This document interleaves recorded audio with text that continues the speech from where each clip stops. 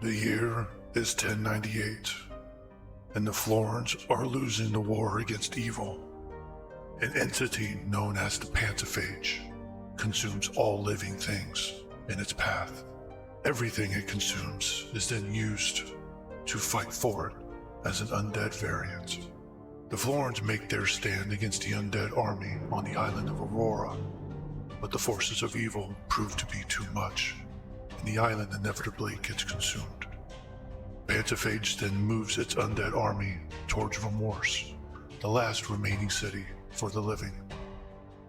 A group of 4 spellcasters with tremendous power make themselves known. The 4 of them share a discovery they call the Wellspring. With the Wellspring's power, an average human becomes a fighter. With the Wellspring's power, a practiced fighter becomes an army. And with the Wellspring's power, the Aurorans fight back and push the undead army and the Pantophage back to the island of Aurora. It is here, during a final attack, Harold Grimlock and Celeste Lightfoot lost their lives. Their combined power clashed against the Pantophage's darkness in an explosion of lights. The resulting clashing of powers formed an arcane storm that stretches for miles on either side of the island. The storm now acts as a barrier between the living and the dead. In the following years, the remaining 2 spellcasters, Cedric Von Bond and Deidre Calmmind, set up the APTs, or the Arcana preliminary tests, to help keep the Aurorans fighting force strong on Aurora.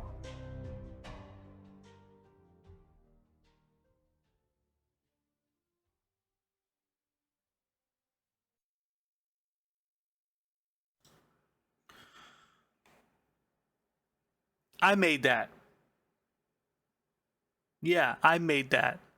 I directed, I produced it, I created it, I did that. I'm kind of happy about it. Production value might be a little but hey, I'm a little happy about that. Hello there, my name is DJ, or Desufire, and I am the game master for the Wellspring campaign. Not a lot of people probably watch this, so some of you who happen upon this video are probably asking, what is the Wellspring campaign? Well, that's what this is going to be.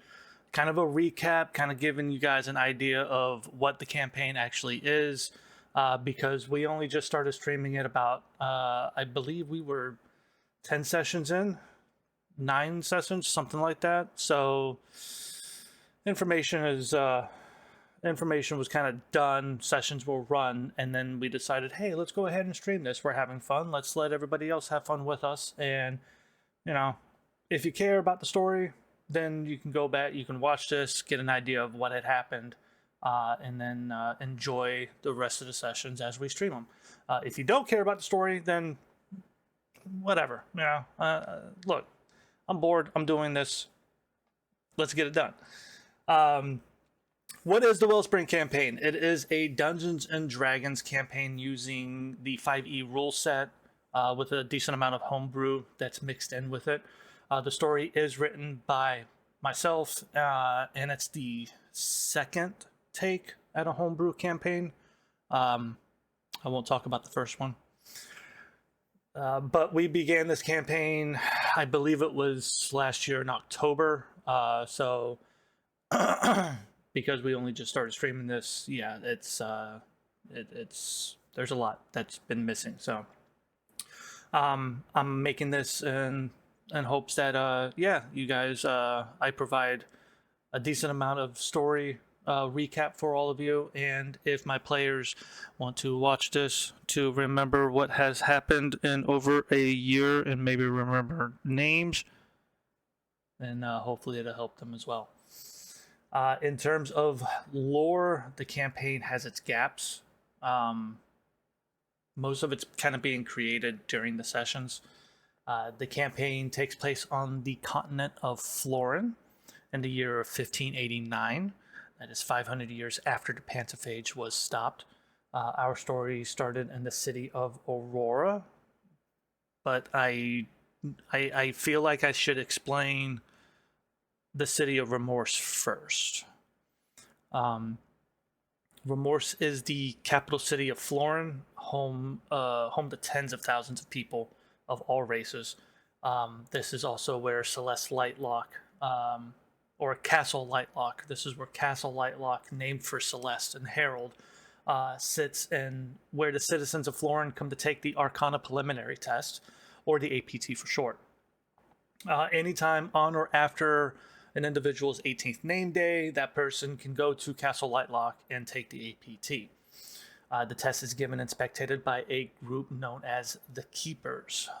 The Keepers are a powerful group of people, and as such, they are in charge of safeguarding the Wellspring.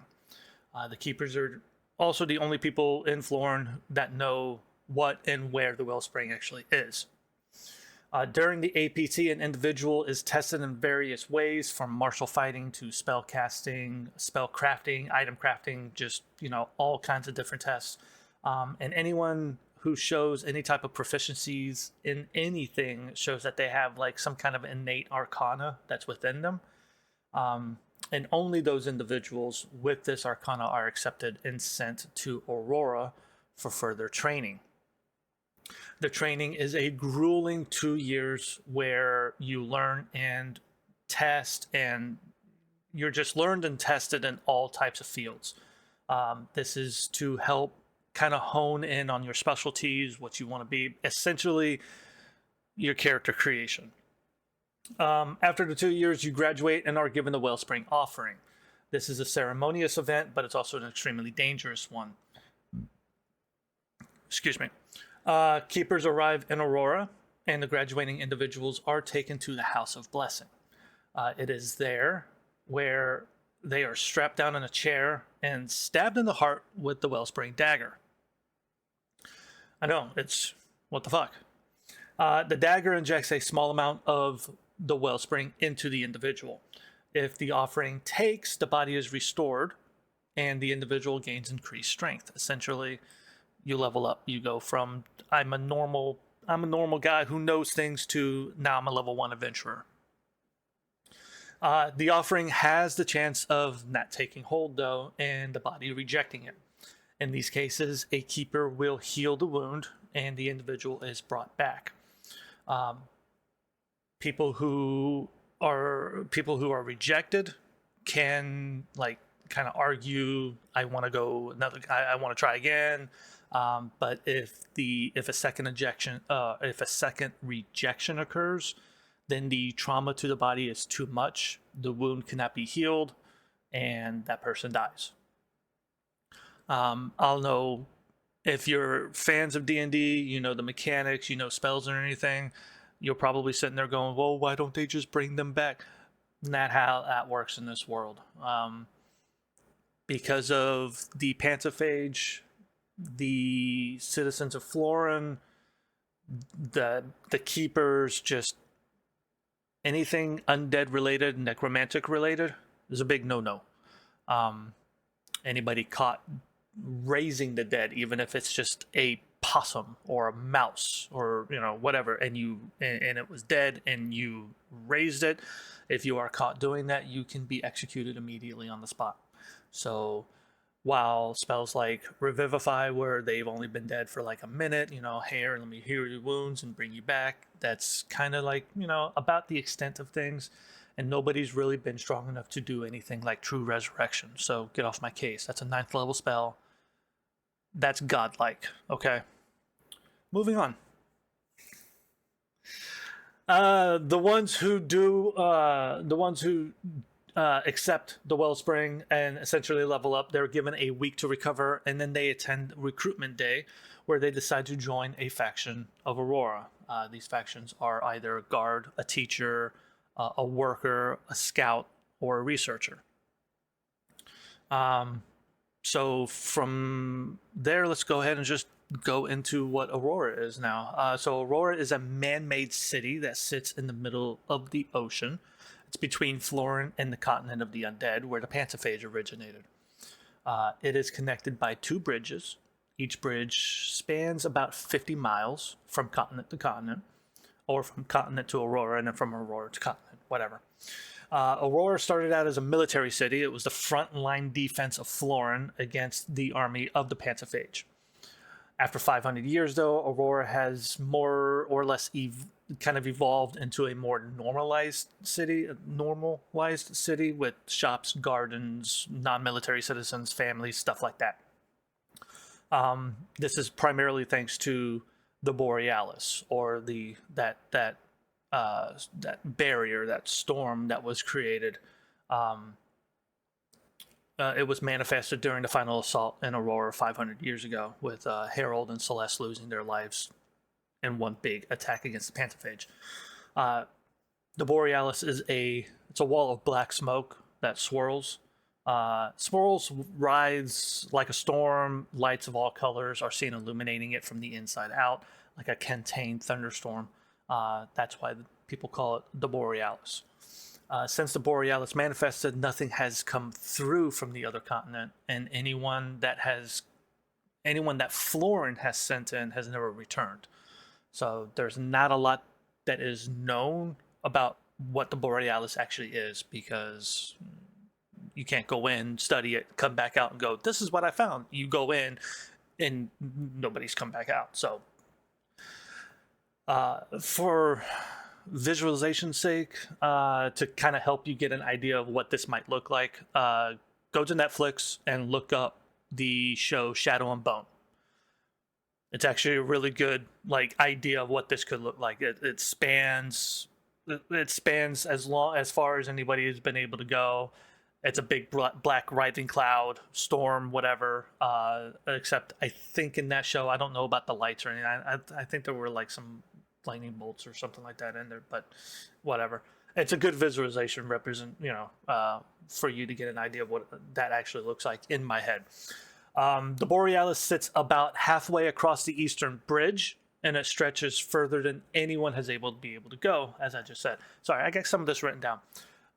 So Aurora sits the frontline guardians of Florin from a threat that time has essentially made unthreatening to pretty much everybody on Florin. So in that kind of thing, Game of Thrones and the Wall of Ice and the Black Cloaks, we're here to guard, and guard from what? Wildlings, whatever, so yeah.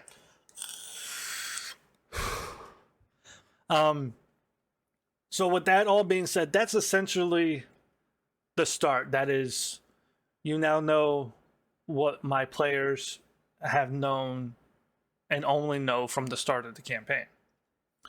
When we started in Aurora, and I have all of my session notes up. I'm essentially just going to give you kind of a recap of what, the recap of the previous sessions, just because I think that's a good, that's not going to take a lot of time. It's not going to, because I'm going to post this video to YouTube, so it's not going to be a long, stretched out video or anything. I just wanted to, like I said, do this for this is what has happened in the campaign so far, kind of thing. So for session 1, our players, didn't write a lot on this one. So session 1 was recruitment day. Our players met basically the heads of each faction, even though there's really no head of anything aside from, the Master of Scouts and stuff, who was Lux. But we'll get into her later. But they all met the heads of all the factions, the guard, teachers, workers, scouts, and the researchers, and chose which one they wanted to go to. I believe 2 of them wanted to be a researcher. I believe that was Perry and Warren. And the head of the researcher at the time was Mirden LaFay. It's not old, but old, in maybe mid-50s or so. Salt and pepper hair, beard. Kind of gave an air of not really caring.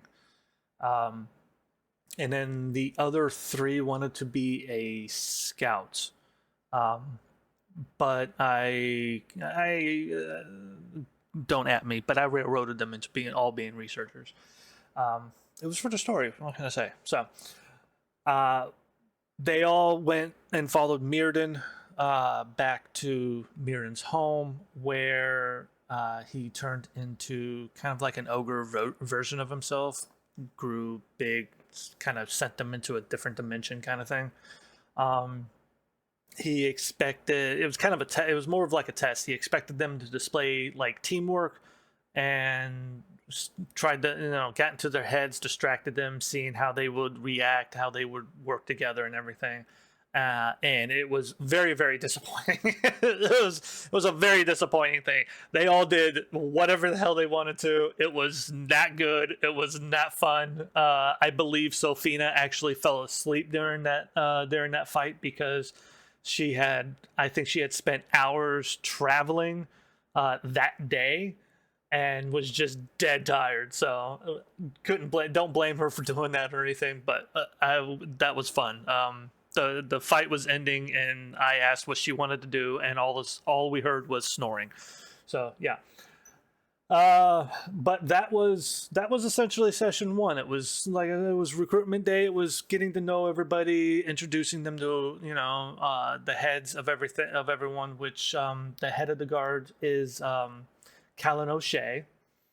The teacher, one second, I'll show all of this in just a minute.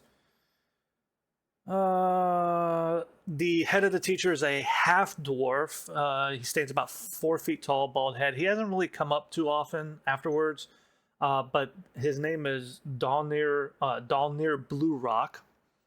Everybody just calls him Blue, because he's got a real bushy dwarven beard, braided and everything, but it's just blue. He just dyes it blue. The head of the workers was actually Anaria's father, Eric Crescenti. He runs the largest smithy in Aurora. Essentially, it's the only smithy in Aurora. But I just lost myself. Sorry, my brain just. But yeah, he represented the worker caste during recruitment day. And then the master of scouts was Lox, who is a changeling. And then the head of researchers was Mirrodin. So going on from session 2, recapping that, they failed the test that Mirrodin gave them. And then Mirrodin told them that his primary research was in people. The biggest question is why Asteria, who is Anaria's mother, is the only person in memory to exceed expectations and grow stronger than her peers. And that was essentially true. People, aside from the keepers, people get the Wellspring and then they kind of plateau. And nothing really, no powers gained or anything. Keepers are keepers because they went to Aurora, they've gotten the Wellspring offering, and then they're just kind of special in the way of they've actually grown in power, and so they are more powerful than other just normal people. So they're special. You come here, the Wellspring smiled on you, that kind of thing, so they become keepers. Asteria is out of the norm. She's not a keeper. She has been approached by them, but Asteria declined that, and she's just a mom now. She's a retired scout and a mom to Anaria, but she's powerful. And Mirrodin wants to know why. Why is she special? If she can do it, why can't anyone else do it? Kind of thing. He then revealed a dead Auroran guard by the name of Theodric Rodham. Theodric had been killed by an unknown source, and he feels that Aurora is in danger because of this. So with more questions and answers as to why and how, he tasked our party to essentially split up to get the captain of the guards, Callan, and a researcher by the name of Riva. And Riva is a researcher of all things dead. So, dead animals, dead bodies. She goes in and she studies how organs fail or how they look after death. She's just all about, if you're alive, I don't know anything, but if you're dead, I know how to treat you, kind of person. She's kind of creepy too. Um,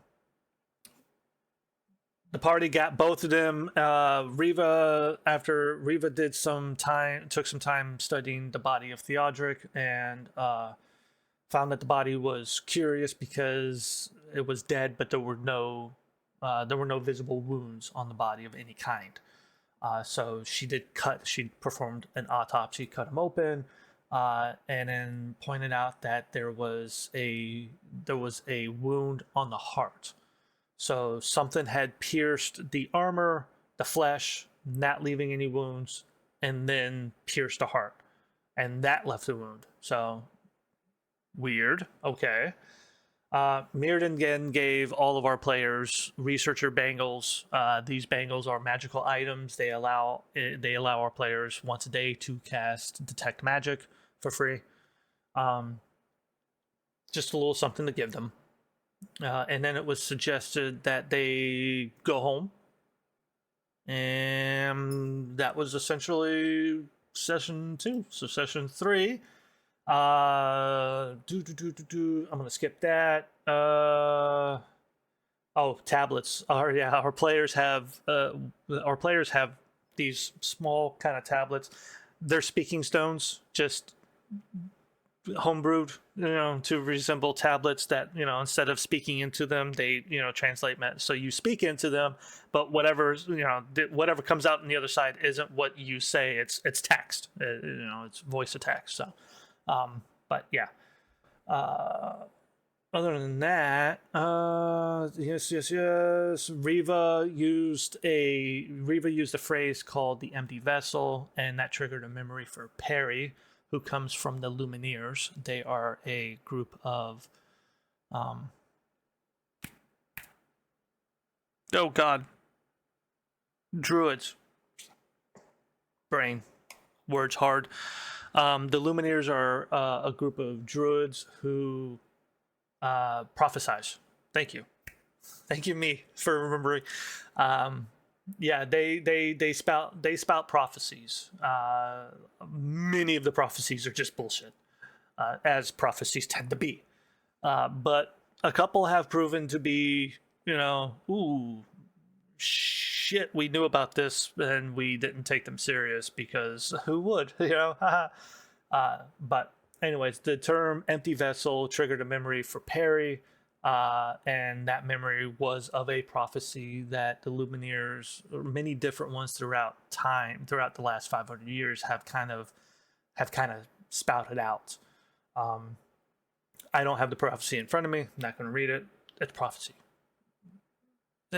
Prophecies are very shaky when it comes to story. It's really very tricky to keep them in, but we do our best. Anyways, Mirrodin then received news that keepers had arrived in Aurora. It's not uncommon, but it's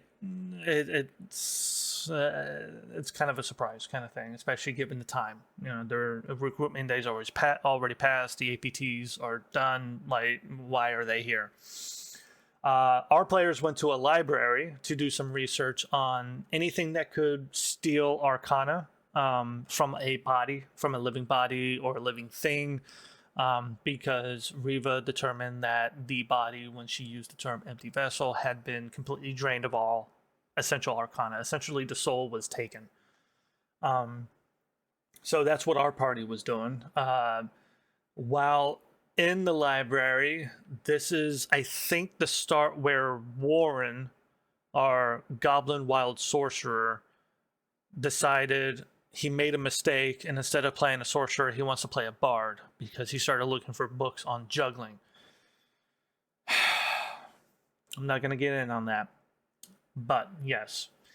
Anaria actually found a scouting report about a location called Lefton Hills. And Lefton Hills is, when it comes to like Would your characters know what left in it? No, never heard of it. So don't know what this place is, but it was a scouting report and it was written by Anaria's mother. So it was kind of curious. Um, oh, and they met Picker Bones, who is a small little gnome. He runs the observatory in Aurora. Very, very, very tall building with a couple of telescopes that stick out. Now it's just one big telescope, but that came later down the road. But at first it was, I think it was like 3 telescopes. But because Perry is part of the Lumineers and he is a Circle of Stars druid, astronomy is a big thing for his character development. So Bigger Bones is that kind of NPC to give him that character building when it comes to seeing astronomy, stars, stuff like that. And if you haven't picked up on his name, Picker for Picard and Bones for, well, Dr. Bones, damn it, come on, fucking Star Trek here, bruh. One of my favorite NPCs though.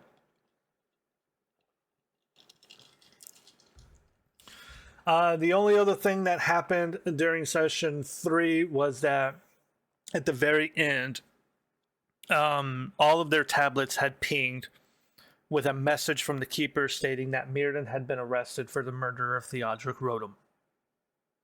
And then we ended session there. So the session 4 recap, they started off at the library where we had ended the previous session. This little snot-nosed weasel named Scott, Scott Malkison, because we all like South Park as a group, so we needed a little weasel, and we happened to fall on that name. He stole a book that they had actually found and hadn't had a huge chance of reading yet, but it was at first glimpse it was a book regarding a dagger that looked like it had the capabilities of piercing through living objects and removing arcana. So Yahtzee, that was, that's exactly what we were looking for, kind of thing. But Scott decided to take the book away from them because Stabbins made fun of him. Or did he make fun of him, or did he? No, I think Stabbins intimidated him or threatened him at some point, and he didn't like that. So, anyways, he stole the book, ran away, and then they caught up to him. And when they caught up to him, he used a couple of summoning scrolls to actually summon 6 skeletons. Big no. But we dubbed the skeletons the Mark Brothers because they were all named a different version of Mark. That's just how goofy we get sometimes, but whatever. But it was a pretty interesting fight where, and you'll probably hear references occasionally, Warren decided that he would play Disguise Self on him to disguise himself as a skeleton mage. There were no skeleton mages that Scott summoned, but he nonetheless did so. But when he did so, he failed to inform the rest of the party that he was doing this and proceeded to move next to one of the skeletons that Anaria was fighting. And so Anaria killed Warren. Well, knocked him unconscious.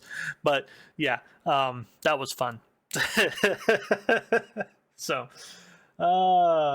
anyways, after the fight, they were going to kill Scott, but they got the book back. Before they could kill Scott, Callan interrupted them because Callan was on his way to secure Mirrodin's house because Mirrodin had been arrested. After Callan heard, both sides and everything, Scott being a weasel and shit, whatever. Callan sent him off and kind of talked to the party and actually put them on the trail of a researcher by the name of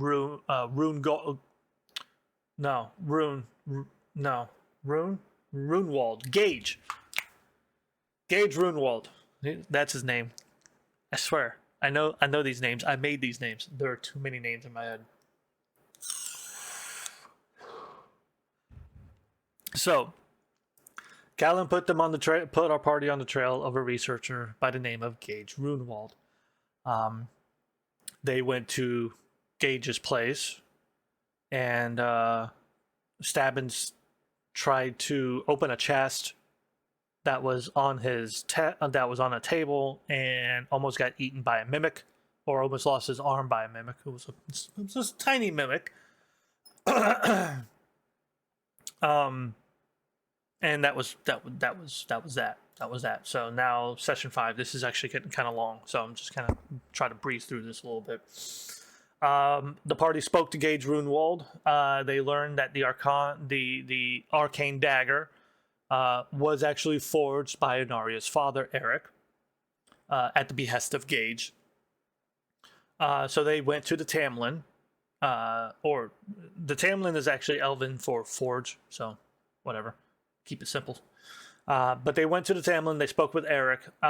He had mentioned the phrase, the truth was stolen, and nobody responded at all. And so they kind of got one answer. Eric told them that the dagger was commissioned by Runewald, but that the runes failed to charge. And this is an important thing because in my world, when you're creating a magical weapon, as you create the magical weapon, it's not just the components that make it magical. It is runic etchings, essentially spellcraft, mixed with forging that create a magic weapon, magic armor, that kind of thing. So if a weapon or armor is magical, they will have some sort of like runic etching that's, that forms an enchantment, a spell, that kind of thing.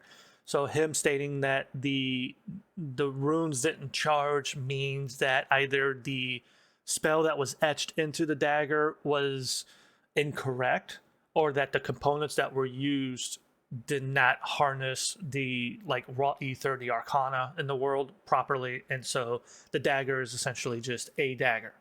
It's nothing magical about it. And then Assassin came and struck Eric down. I forgot about that.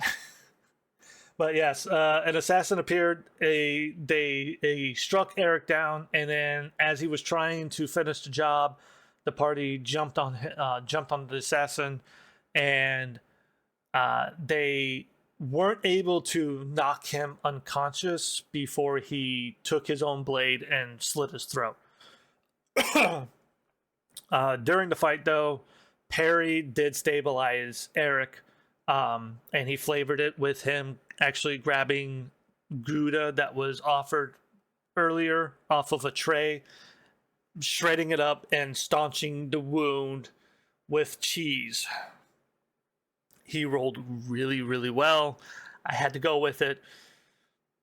So now cheese heals, in a sense, at least to Perry. After the fight, they all helped Eric back home, where Astaria mended him and called for Callan. The two of them, Callan and Astaria, left to investigate the Tamlin to find any kind of traces, what's going on with this assassin, see where they came from, that kind of thing. During the night, Perry left to go see Picker Bones. And with Picker's help, Perry identified that there was a fallen star coming towards Florin. The star had the colors were like dark purple with the tail being teal. But yeah, it was heading directly towards Florin. Kind of small in the sky, so kind of far off. They couldn't really judge a distance. If I remember correctly, the roll wasn't that great. And then the next morning, they went to the meeting hall, and everybody was introduced to... I'm sorry. They all went to the meeting hall, and everyone was introduced to Bishop Keeper Verdun Bicknock, who is the leader of the Keepers. Keeper Bicknock stated that Aurora was in a sad state, because of everything that had happened with Mirrodin and then Eric being attacked. There's just some weird shit going on, and now he's here to help get Aurora back into like normal mode kind of thing. And he brought some help in the form of cardinals. The cardinals are yellow robed figures that wear masks. The mask, the only holes in the mask are the eye holes. There's no mouth or anything. It's just a straight kind of metal looking mask. And all of the cardinals wield a spellcasting pistol. There are guns in Florin, FY, but they're used for spellcasting. So it's flavor thing. You know, you can use a staff to cast firebolt, or you can shoot firebolt from a rifle or a pistol, whatever. You know, that kind of thing. So yeah, that was that. That was session 5, and then 6 came along, and we heard Big Knock give a speech. Oh yeah, Big Knock gave a speech, and then the week passed. We had a week of downtime. Anaria overheard her parents talking. Eric had mentioned something about Runewall's theory being correct. Anaria's mother, Astaria, actually said a celestial named Melora, and Anaria speaks Celestial. I should have checked the character sheet, but I didn't. So Anaria, the player, got some information that she probably shouldn't have gotten that early in the game, but she did. And then they had a rough encounter and then she had a rough encounter with Theo, which was Theo is a childhood friend of Anaria's, and is actually the son of the murdered Auroran guard Theodric Rotem. Theo Theodric, go figure, right? Named for his son or named for his father, whatever. Perry spent every night of that downtime week with Pickerbone studying the Fallen Star, and they determined that it was closer to Florin than they had first believed. He also spent time with Gage Runewald, trying to get some help in deciphering essentially the notes of the book that they had found in the library was written by Gage Runewald, but it was written in such a way that you, like, any person who's just reading it is like, I have no idea what the fuck this is going on about, because Gage's mind is gone.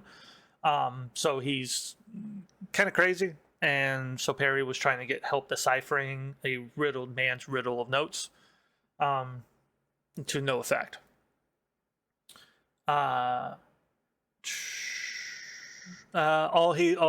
He did get something. Gage kept saying the word blocker. We'll just leave it at that. Stabbins tried to talk to Scott to no avail. Oh my god, this Stabbins had like a hard on for the Scott Malkinson NPC. He wanted to stalk him. He wanted to kill him, but I don't condone murder hoboing in the campaigns because there are repercussions and everything, so he held off on that. But homeboy had a hard on for Scott, okay? He just did not like this NPC. But he did run into a keeper, the keeper named Shazara, who happens to be a tiefling, and Stabbins was a tiefling. Stabbins was the only tiefling that Stabbins knew of, so seeing another tiefling kind of raised, like, and she's female, tried to get him away from Scott. Sophina received a message from Wit. Wit is Sophina's father figure. His full name is Grindel Whitney. When Sophina was young, Sophina, the character, now she knows this now, but didn't know this. She was kidnapped by Wit and then raised as kind of like a child thief. So Wit actually had a whole bunch of children, trained them in the ways of stealing shit, and then would send them off into cities that he would arrive in the guise of like a traveling merchant. And his kids would go off and steal whatever they could and bring it back to Wit, because you're a kid, can kind of get past a lot more things unnoticed as a kid, and so he used that. But Sofino received a message from Wit that simply stated that she had taken too long and that he had found another way, because her primary mission was actually to steal some of the Wellspring offering for Wit, but she wasn't able to do so. And so basically he just said, "You're taking too long." She did reply back to him, whatever. Warren woke up more powerful, but he didn't know why. It's because he had died. He also learned to juggle properly, even though his negative dad in his head kept telling him he wouldn't. So here's the thing with Warren's character. And Warren, if you're watching this, my eye is twitching. I can feel it. His character, starting out, heard voices in his head.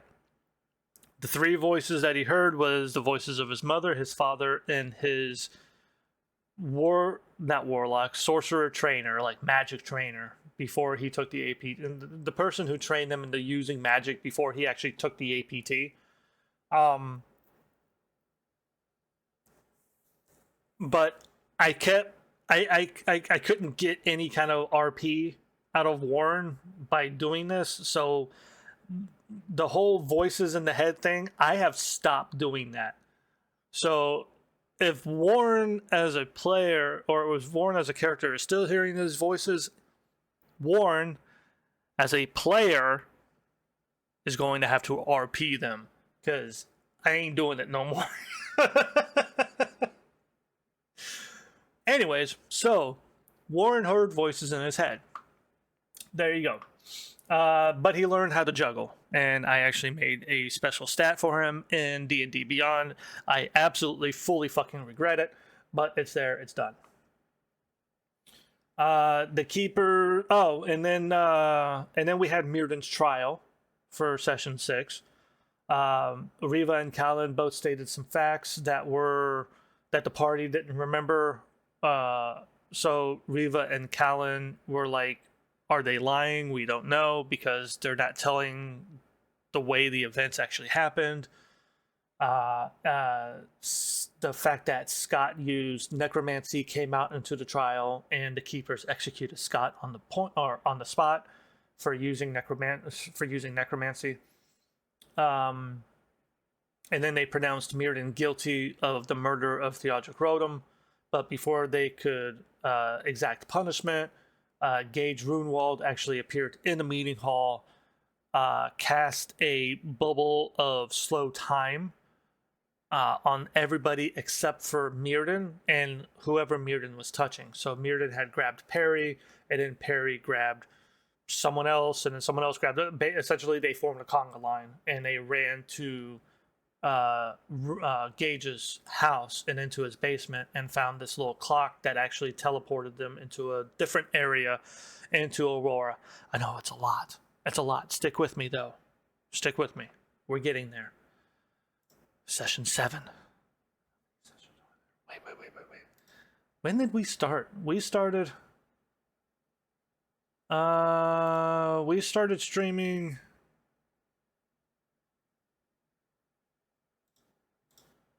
I don't remember when we started streaming.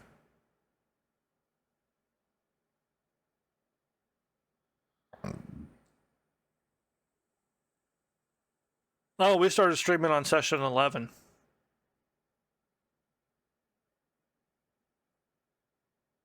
I think so. We started streaming on session 11. So where did I leave off? I left off in session 6.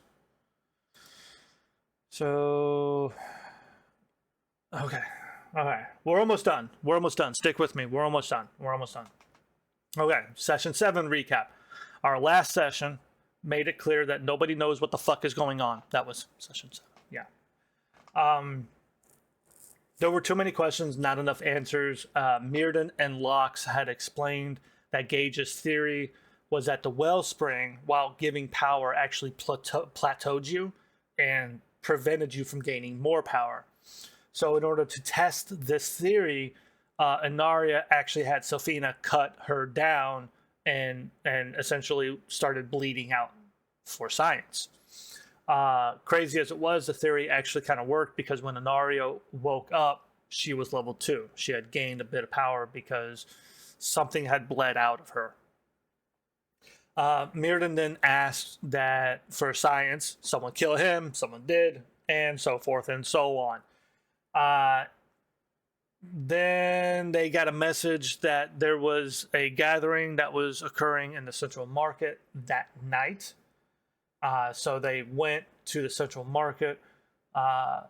Warren disguised himself as an Auroran guard. Oh,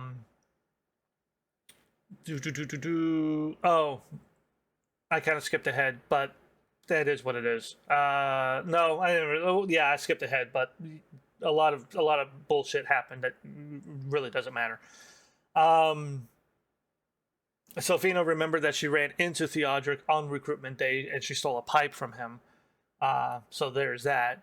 And then, so out in the Central Market, Bishop Bicknott gave a speech stating that our party had killed a whole bunch of keepers, which is kind of impossible, because keepers are like level 15 plus or so, but hey, whatever. Anyways, but he states that, the party had killed a whole bunch of keepers with the help of Mirrodin, and because of so many keepers being killed and not enough candidates to basically fill those slots, he's reforming the keepers into a more smaller group, and it is now just 3 individuals instead of what it was 20. So the 3 individuals that were now keepers were only Shazara, Morfarin, and Mandrell. He then stated that all APTs and training in Aurora were postponed until further notice. And then, also there was a Gage was actually swinging from a noose behind him when he was giving this speech. He was dead. Hung. Okay, moving on.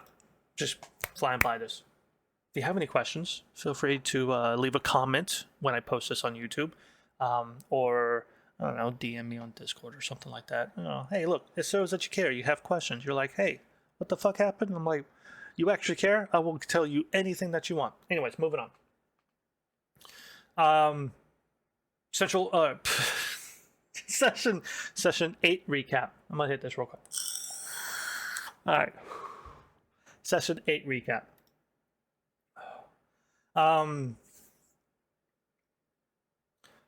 They had a lot of shit happen to them in Session 8.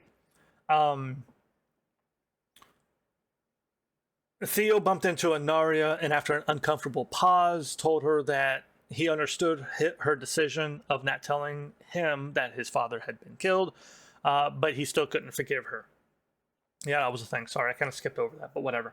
And then Inaria saw a book that Theo was carrying. The book had a rune on the cover. The rune has a lot of different meanings, but primarily it stood for wisdom or belief. And then she recalled a conversation that she didn't actually remember having. So it was one of those, did I have this conversation or did I not have this conversation? It was a conversation that happened when she was during her death, when Sofina had cut her down for science.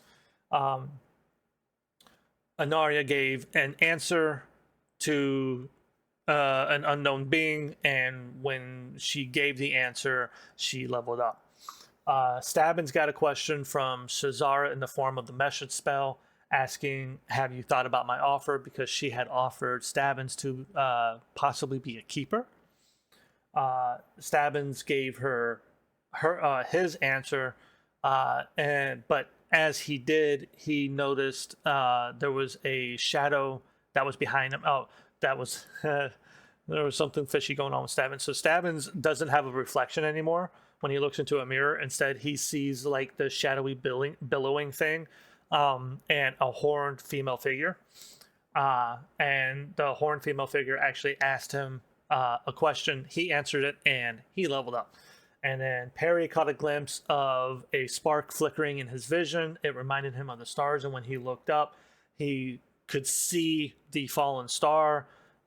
But as he like really looked at the fallen star, it it looked like it was not a fallen star, but something of like a humanoid with wings. And then he blinked, and it was gone. But it raised a lot of questions inside of him, and because of this kind of belief that Perry has into the stars and all of that, he leveled up. Warren actually got stabbed by the arcane dagger, and Sophina got stabbed by the arcane dagger because actually her father figure Wit stabbed her from behind. Well, so like Wit grabbed her from behind and then reached over and stabbed her in the heart. I know, right? Fucked up, right? Anyways, and as he did so, he even said, you know, he said "Little Sylphie," like, you know, his little nickname for her and everything. It was a really messed up scene. You know, you should have been there. Anyways, so yes, Grindel Whitney made himself known to everybody, not just Sophina, by doing this, and then he portaled away. Sorry, that's a different group. Anyways, he portaled away and left Sophina to die. He had stabbed Warren earlier, a friend of Warren's, a half Goliath or a half giant. I forget what Zootan was. Anyways, his name was Zootan. He found Warren and carried him over. Shazara was actually spending a lot of gems and spell slots trying to bring Sophina back. But as she was doing this, Sophina and Warren actually both had visions. Sophina had a vision of her past as a child that she did not remember. It was memories that were kind of buried away or repressed. And it was a memory of when she was taken by Wit. And then Warren actually was speaking with his mom, or he was speaking with a being that took the form of his mother.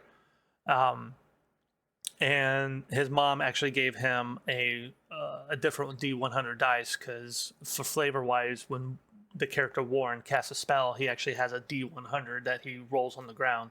And, you know, it's like, oh, 76. I've never seen what 76 does. And he casts Firebolt or some shit, whatever. You know, that is what it is. It's cute. It works. Until he forgets that he never rolled it to begin with. And it's like, hey, bro. Anyways. But this being that was taking the form of Sophina's mother and Warren's mother brought them both back to life. And everybody in the group was now level 4. There. They all leveled up to level 4. That was session 8. Okay. A lot of shit happened, but we're blowing through this. Session 9. Session 9 recap was they joined Bishop Bicknock and the Keepers inside the House of Blessing for a drink. The drink rejuvenated them, gave them basically kind of like a short rest kind of thing. So really good stuff. Anyways, and then they got a lot of story. They got answers that involved the name Grindel Whitney, how many, or I'm skipping ahead. I'm reading way too fast.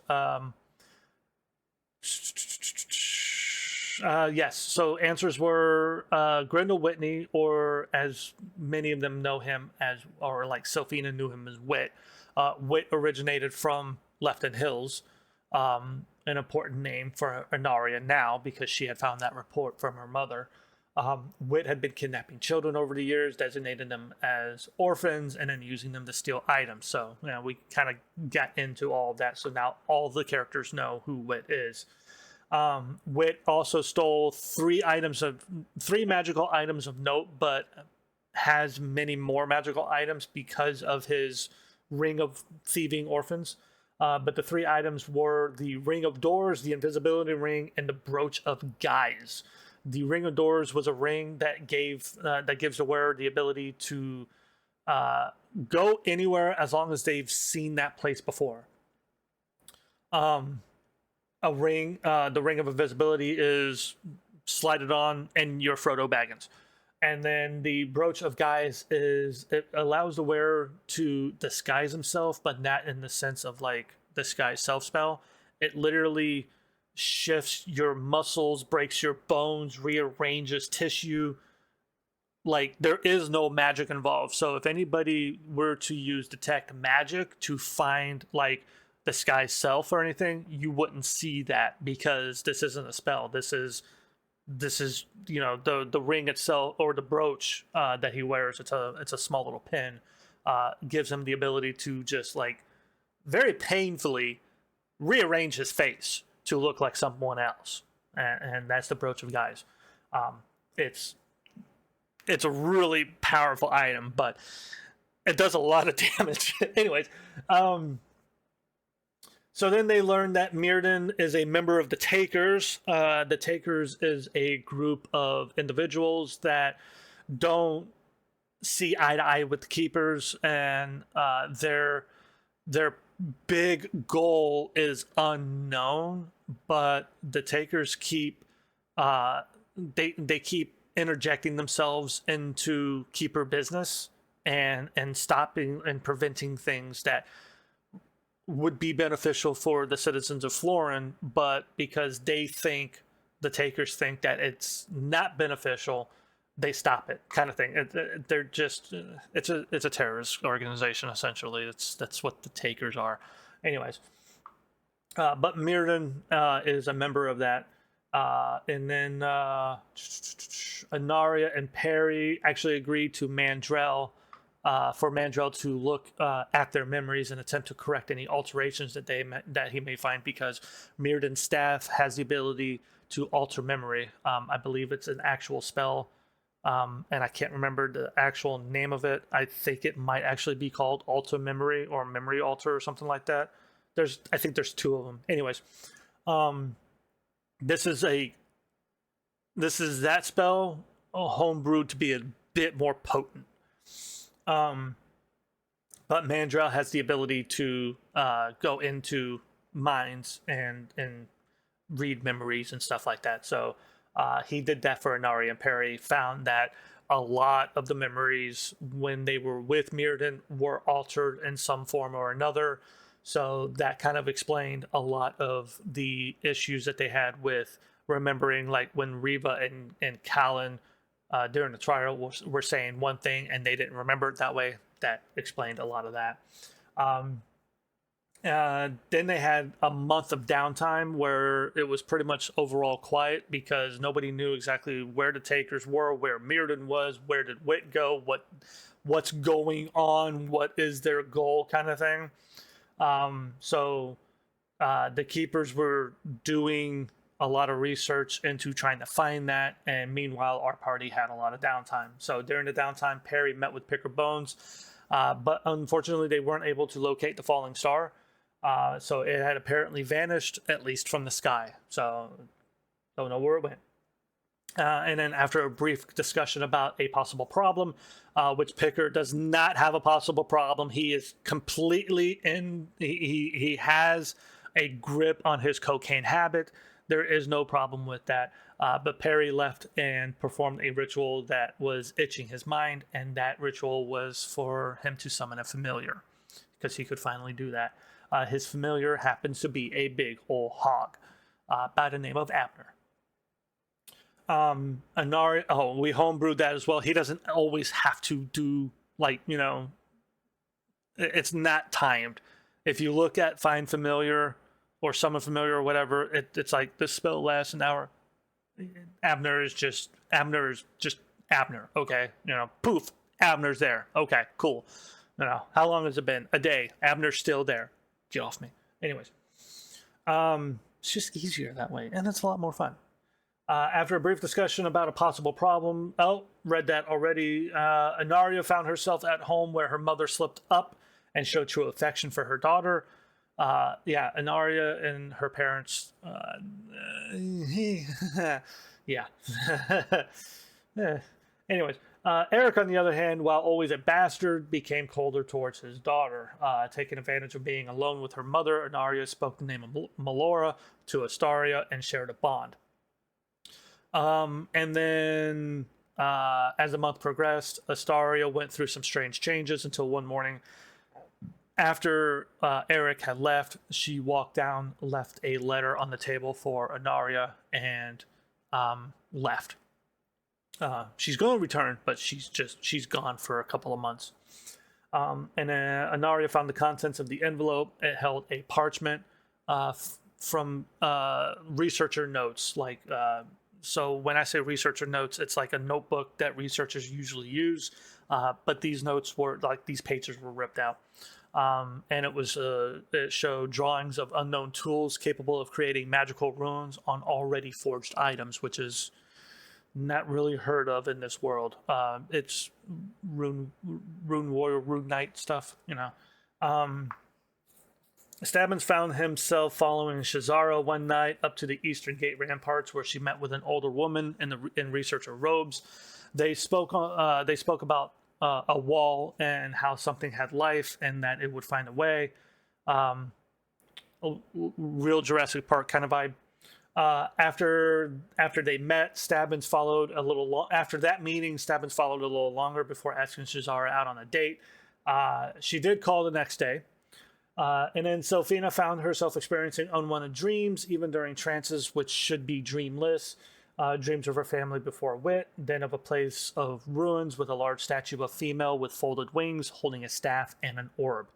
And then Sophina forced a connection to Tyrell, which Tyrell is actually her twin brother. They don't actually know that they're brother and sister. Well, Sophina's starting to piece it together. But yeah, there's always been this kind of special connection between them.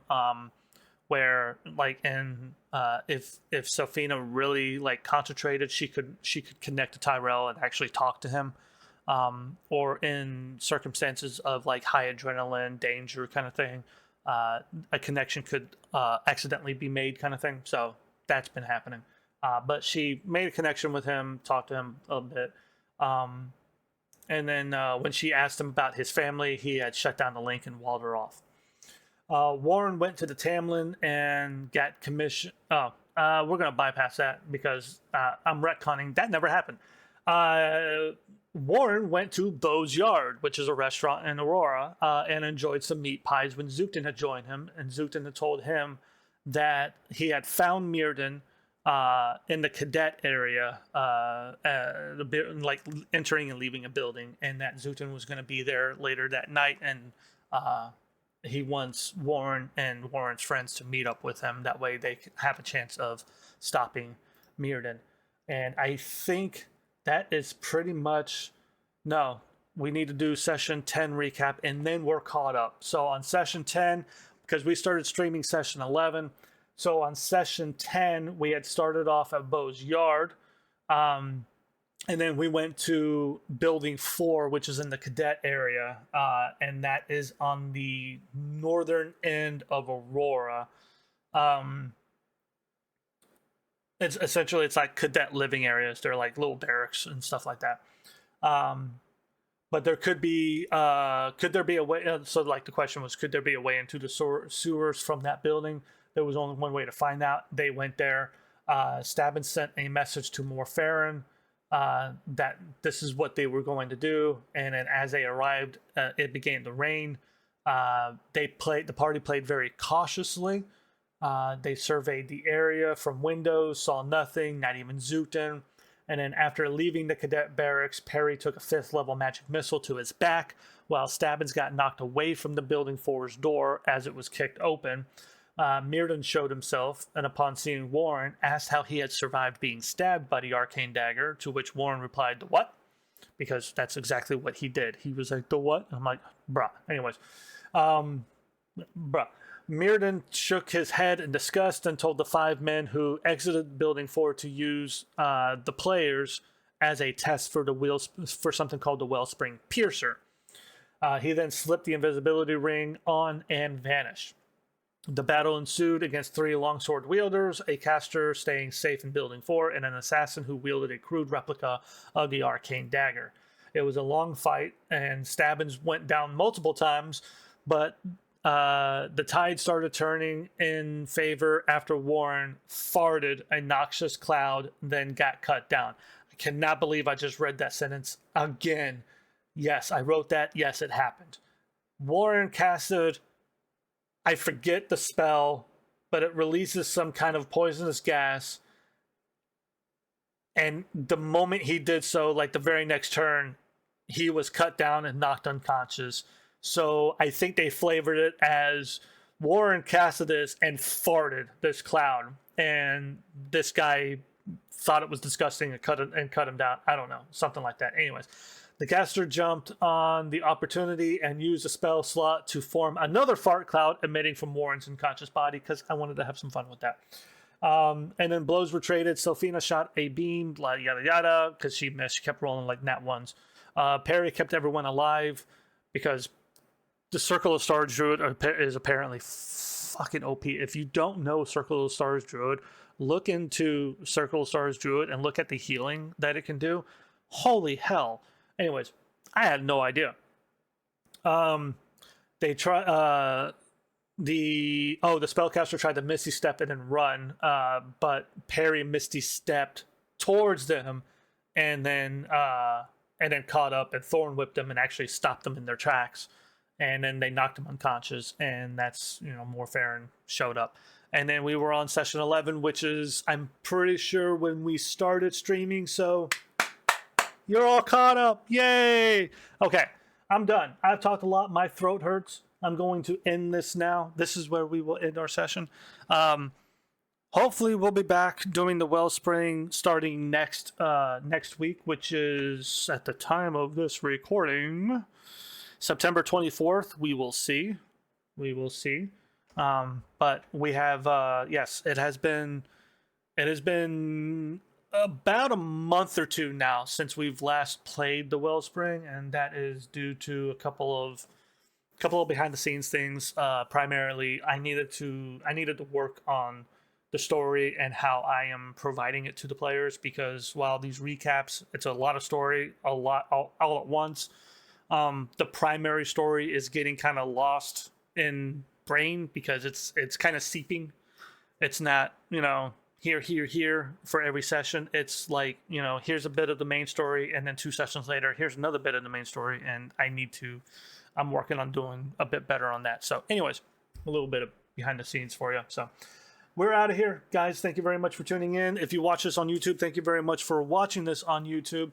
I will be uploading our sessions very soon, unedited versions.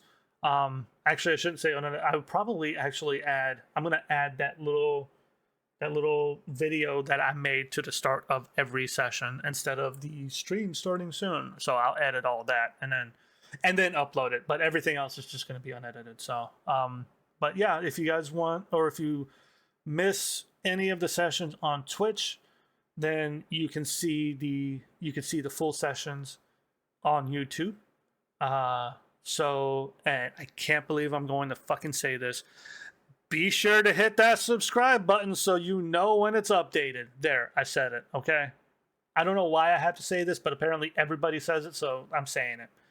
Anyways, thank you very much for tuning in. I really appreciate it. You all have a fantastic week, and hopefully we will see you for the Wellspring session. I believe we're on session 15 or 16. We're on session 16. Wow, this is the longest campaign I've ever been a part of. This is awesome. Anyways, hopefully we will see you next week for session 16. Until then, have a fantastic week, and I've already said this. Bye.